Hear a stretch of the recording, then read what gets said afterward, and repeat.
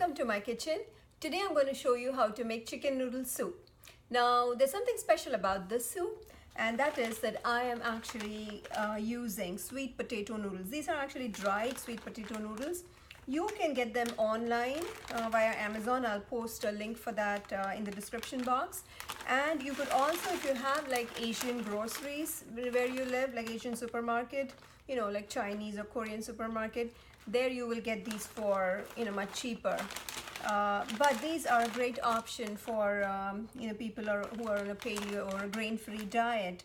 And this recipe particularly of chicken noodle soup is really awesome because I put lots of vegetables in it too, and then it's a one-pot meal that I make in the Instant Pot, and I can make like a large batch, and it's a complete meal for my entire family. So actually my children love these noodles, even though they are, you know, the different noodles, right?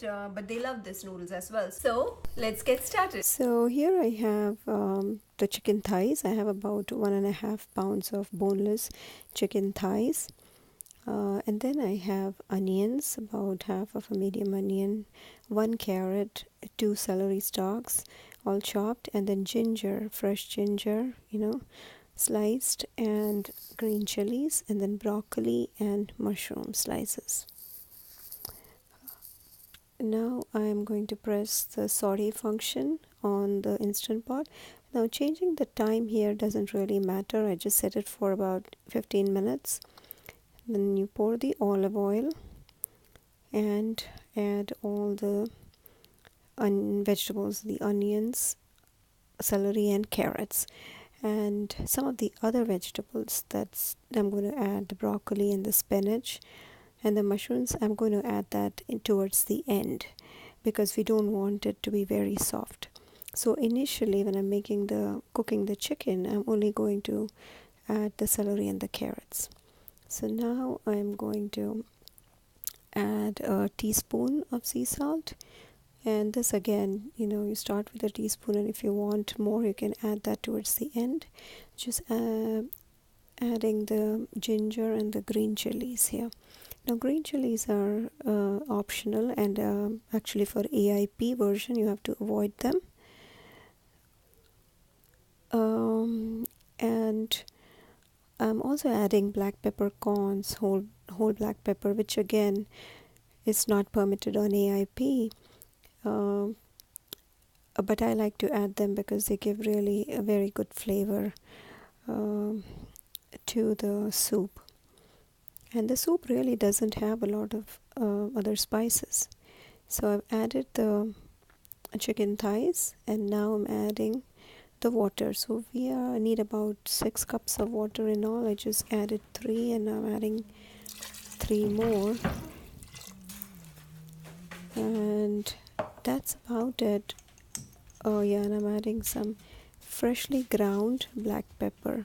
So as I said before, ginger and black pepper are the primary seasonings for this soup. And believe me, just with these two, the soup tastes really phenomenal.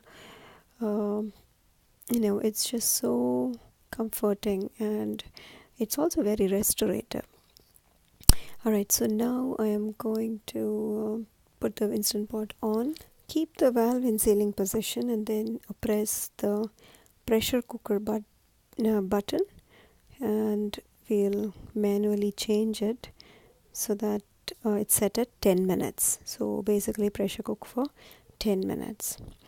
Now as soon as the pressure time is reached, that is after 10 minutes, release the pressure slowly and carefully. I generally like to use a towel, and then wait until the valve drops, as you can see, and then open the lid carefully. So now what we are going to do is take the chicken pieces out, and we are going to shred them and then add them back into the pot.